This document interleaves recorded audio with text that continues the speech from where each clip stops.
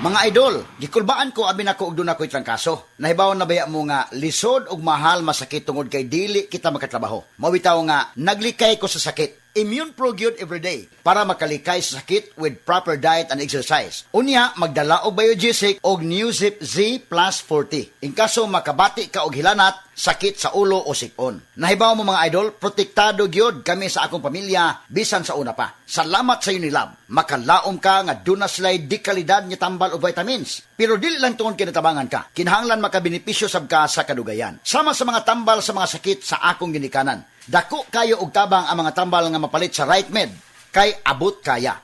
Tanan day nga mga tambal nga among gipamalit gikan sa Unilab Group.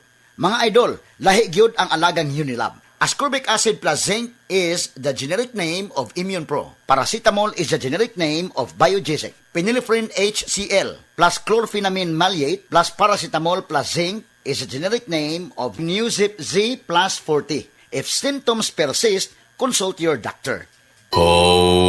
Kasakit sa ulo na akong...